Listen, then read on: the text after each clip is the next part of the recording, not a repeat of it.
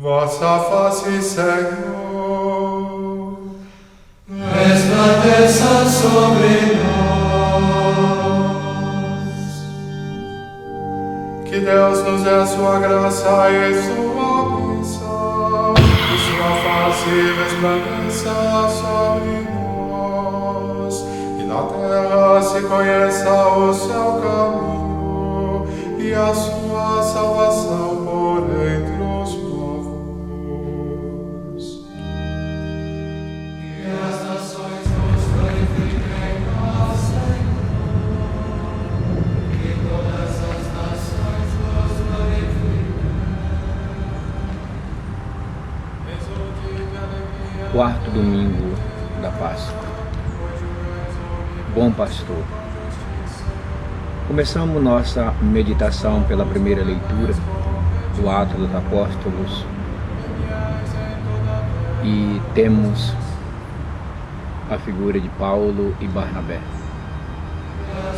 Paulo e Barnabé, eles chegaram a Pisídia anunciando o Evangelho, e esse anúncio vai provocar duas grandes reações no meio daquele povo. A reação daqueles que aderem o Evangelho, o ensinamento de Paulo e Barnabé. E a reação daqueles que resistem o anúncio do Evangelho. E aqueles que resistem o anúncio do Evangelho vão instigar as mulheres ricas e religiosas para expulsar os apóstolos da cidade.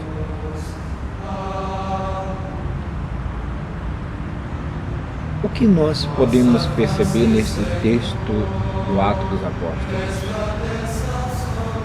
Atos já nos indica que são esses homens em movimento.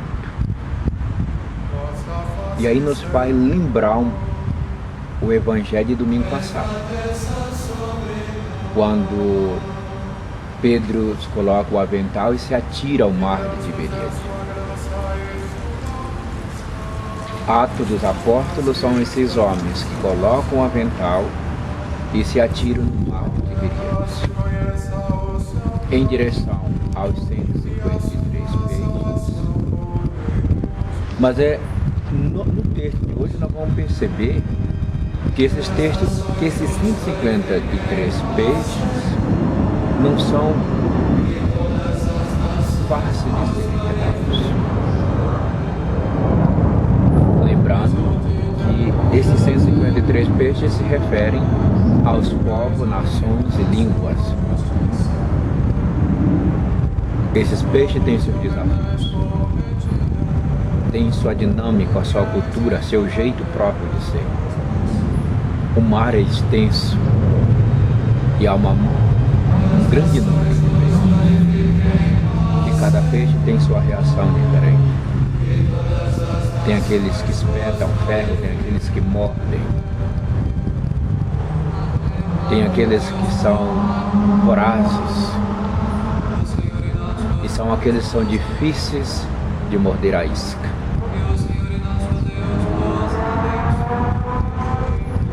Tem aqueles peixes que são violentos quando sentem a rede. Arrebentam a linha, rasgam a rede. Então há todo tipo de espécie e reações de peixes. Esses peixes referem-se a seres humanos. Paulo e Barnabé, pescadores de homens, estão neste mar de Tiberíades, que hoje é a Pisídia, e lançam a rede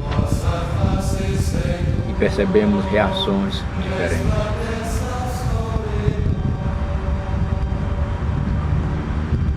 As mulheres ricas e religiosas representam, significam as pessoas influentes da sociedade, as autoridades, aquelas que não querem ser perturbadas, aquelas que não querem ser incomodadas. O uso da influência, do poder, do prestígio que tem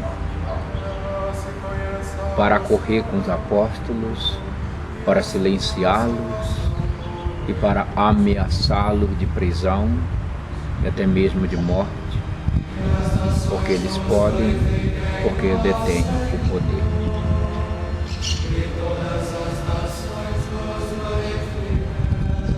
Ricas e religiosas apontam e também significam aquelas pessoas que estão dentro da comunidade, que dizem que crê, são de missas dominicais, cumprem preceitos,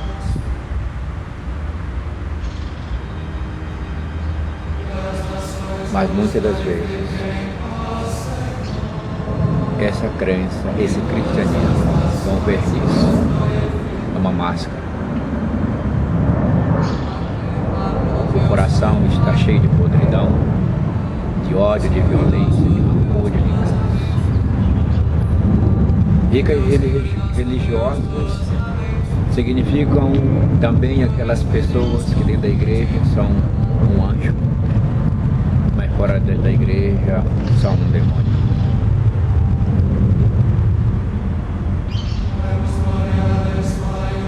São aquelas pessoas que abrem a boca para receber a comunhão, mas ao mesmo tempo abrem a boca para morrer. São vestidas de um cristianismo, de uma fé, e podem carregar em símbolos cristãos, mas que a prática cotidiana não condiz com aquilo que professam na igreja ou com o símbolo que carregam. Essas mulheres ricas e religiosas, o próprio termo já diz, elas são religiosas, elas creem em Deus, mas resistem ao anúncio do Evangelho, resistem à mudança, resistem ao novo. E à luz desta palavra nós percebemos como na nossa atualidade nossas comunidades estão cheias dessas mulheres ricas religiosas.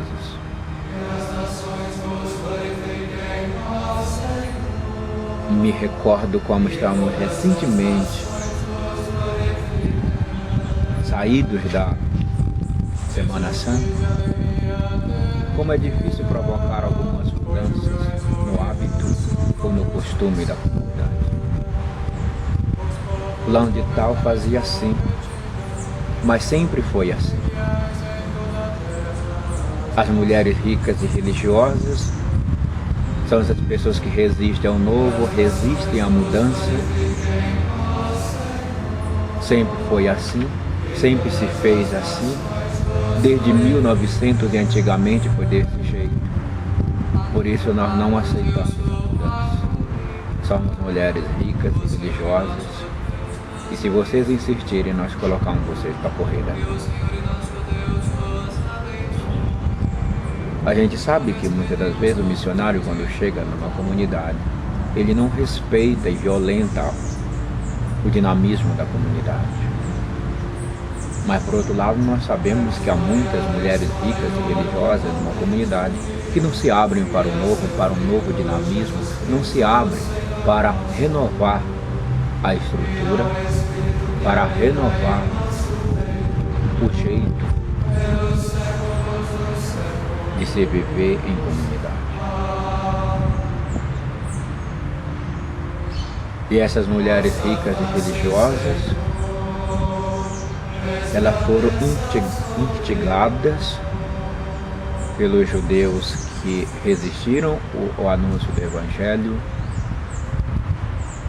foram influenciadas, fizeram a cabeça delas, e porque elas tinham força, são ricas e religiosas, estão sempre dentro da comunidade, têm função dentro da comunidade, têm cargo dentro da comunidade. Sempre foram elas que mandaram, comandaram a comunidade. Foram influenciadas para correr com os apóstolos. Dentro da comunidade, quantas pessoas são influenciadas? Quantas pessoas se deixam fazer? Através da maledicência, através da fofoca, através do ressentimento de uma pessoa em relação ao missionário, ao sacerdote, ao coordenador da comunidade. As pessoas com seus desafetos vão envenenando as outras, que por sua vez se deixam ser envenenadas. Esse tipo de mulheres ricas e religiosas envenenam os relacionamentos na comunidade. E ao mesmo tempo, mulheres ricas e religiosas se deixam influenciar, ser envenenadas e vão minando a convivência, a vida de comunidade.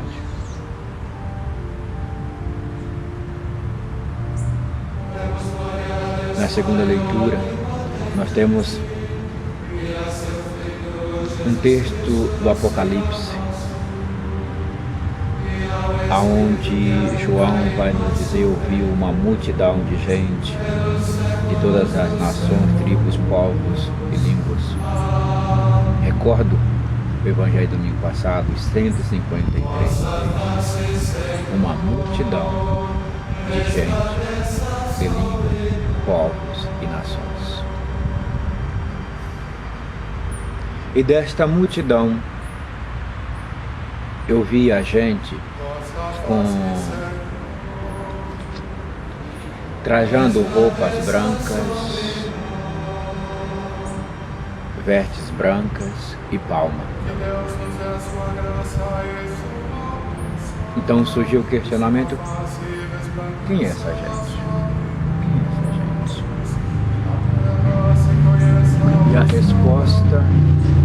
resposta, esta gente são aqueles que vêm da grande tribulação.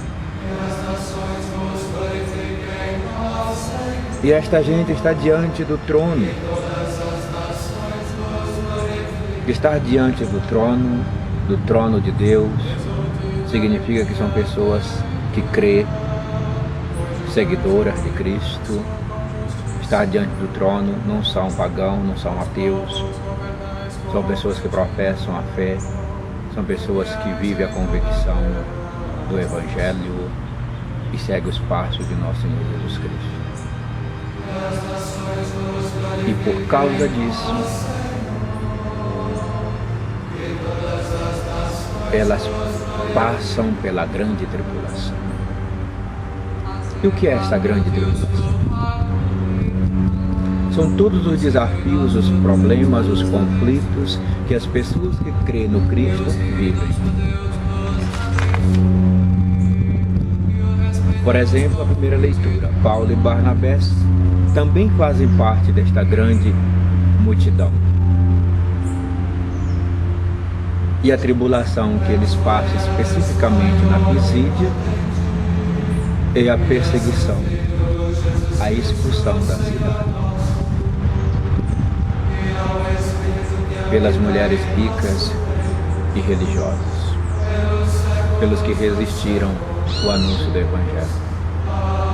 Esses homens passaram pela grande tribulação.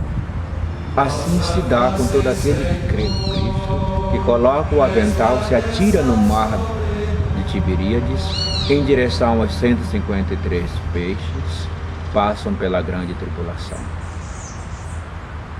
O próprio Jesus deixou bem claro isso ao dizer: quer me seguir?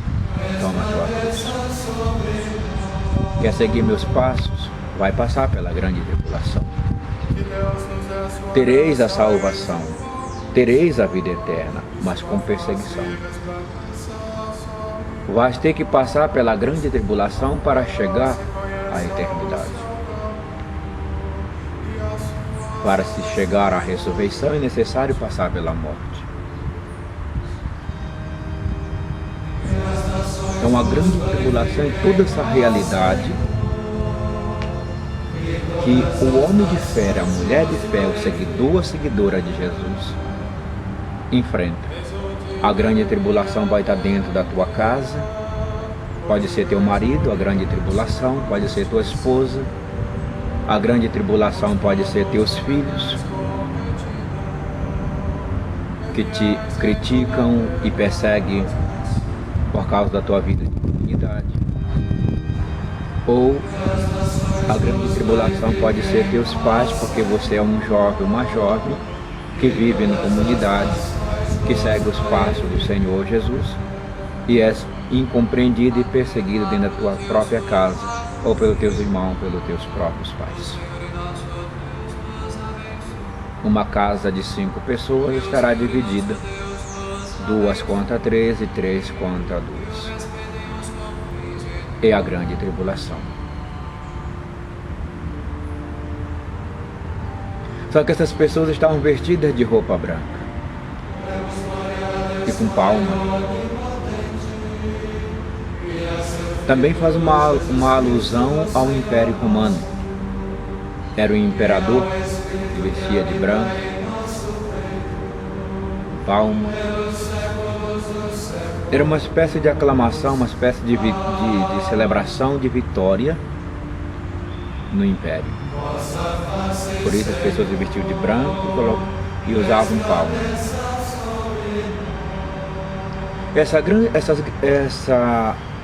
Essas pessoas que vieram da grande tribulação, elas também são vitoriosas. Elas estão de branco, que significa vitória. Elas estão com a palma na mão, que significa celebrar. Palma também indica a morte, o martírio. Mas elas estão de branco e celebrando com palma. Elas já venceram, são vitoriosas. Essas vestes brancas foram alvejadas, foram lavadas no sangue do Cordeiro.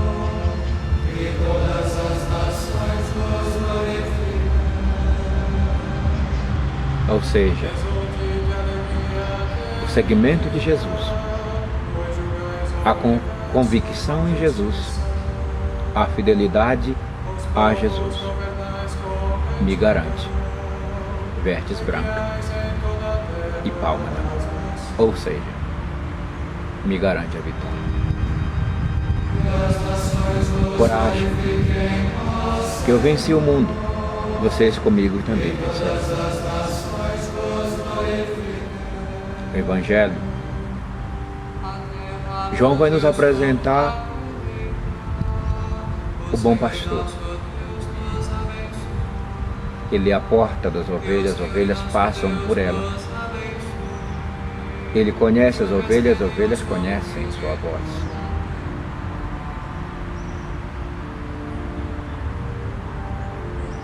Barnabé e Paulo, primeira leitura na grande tribulação de serem perseguidos em Pisídia pelas mulheres ricas e religiosas. A multidão da segunda leitura que alvejaram suas roupas no sangue do Cordeiro e carregam palma na mão.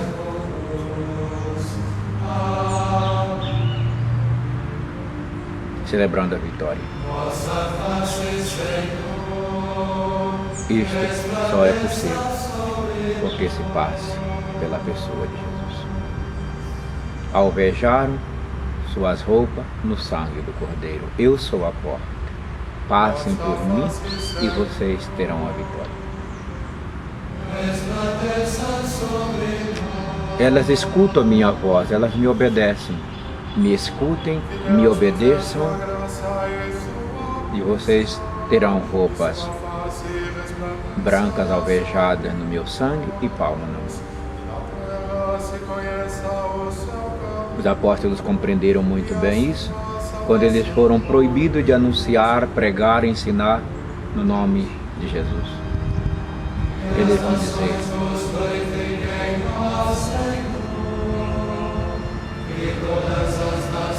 que é melhor, que é necessário obedecer o nome do Senhor do que aqueles que estavam mandando que calassem, lhe proibindo. Se vocês escutarem a minha voz, vocês passarão por mim, alvejarão suas roupas no meu sangue e vocês terão a vitória. Eu sou bom. Eu cuido das minhas ovelhas. Mesmo que a repressão desse mundo, mesmo que as mulheres ricas e religiosas vos matem, não poderão matar a alma. Eu vos garantirei a vitória. Eu sou bom pastor. Eu cuido das minhas ovelhas, eu dou a vida pelas minhas ovelhas. Eu fui na frente, eu morri, para que quando isto acontecer com vocês, já lhe esteja garantida a vitória na minha vitória. Pois aquele que crê em mim jamais morrerá, porque alvejará a sua roupa no meu sangue. Sangue é vida.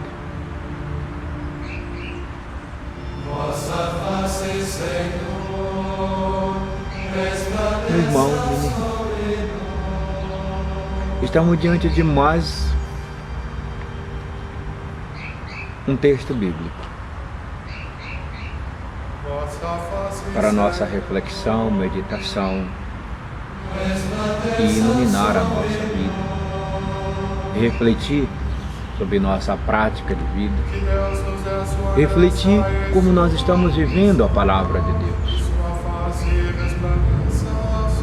como nós estamos nos lançando, indo a Pisídia ao encontro das pessoas que necessitam escutar o Evangelho.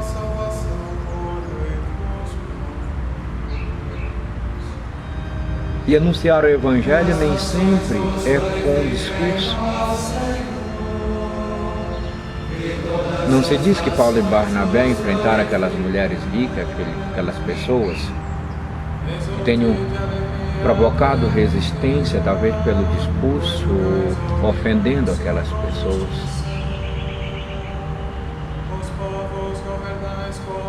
Mas são pessoas profundamente amorizadas, que escutam a voz do pastor. E esta voz dá o direcionamento para que encontre as estratégias, a pedagogia para o anúncio chegar ao coração das pessoas. Tenho percebido que dentro da comunidade as pessoas estão muito sensíveis. Sensíveis não para a escuta da palavra, mas sensíveis para as ofensas, sensíveis para a correção. Que de repente aparece na comunidade uma mulher rica e censura o membro da comunidade e já se sente ferido, magoado, quer mudar de igreja, quer mudar de religião, abandona a comunidade. Nós estamos num momento da história em que as pessoas estão com a sensibilidade à flor da pele, que hoje já não se pode mais corrigir as pessoas. Hoje já não se pode mais chamar a atenção das pessoas. Elas se revoltam, elas não aceitam, elas ficam feridas e até abandonam. Hoje nós pisamos em ovos, porque o coração das pessoas hoje são como película de ouro, casca de ouro. Por isso que muitos erros persistem dentro da comunidade. Porque aquela orientação de Jesus, que teu irmão pecou, E pecar significa, se ele precisa de uma correção, de um ensinamento, se ele precisa que você diga a ele que precisa trabalhar mais esse aspecto da sua missão, do seu trabalho, da sua função dentro da comunidade. Conversa com ele. Se ele não te ouvir, chama uma outra testemunha e conversa com ele. Se ele não te ouvir, chama a igreja. Se ele não ouvir a igreja, deixa de lado. Jesus nos pede a correção fraterna em Deus. Mas hoje temos dificuldade de fazer esta correção, porque as pessoas se magoam e até abandonam a igreja. E como não queremos magoar ninguém, e nem que as pessoas abandonem a igreja, nós vamos sendo coniventes com os erros. Fazemos vistas grossas, fingimos que não sabemos, ou então contamos de 1 a 10, de 1 a 100 e deixamos para lá. Não se muda, não se evolui, não se amadurece e por isso não se colhe frutos mais consubstancial em nossas comunidades. Somos coniventes para não machucar, para não afastar as pessoas da comunidade. E com isso, nós vamos empobrecendo a liturgia, a vida de comunidade. Já não se pode mais corrigir. As pessoas se bastam, elas são sensíveis. Me faz lembrar de novo as mulheres ricas e religiosas. São tão religiosas, mas tão sensíveis, que se você falar alguma coisa, elas são capazes de abrir mão da fé, da convicção em Jesus. 2 anos de segmento de vida naquela comunidade e não ir mais para a igreja, ou então mudar para uma outra igreja.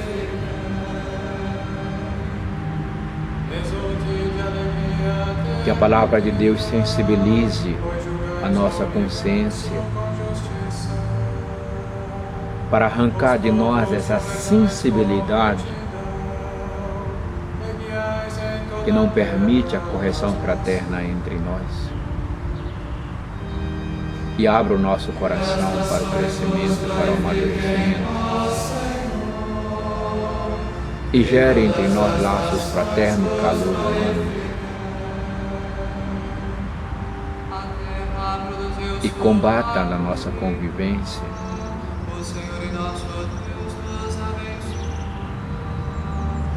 essas atitudes de conveniência, conivência, por medo de machucar o outro. A correção sem a caridade é pecado.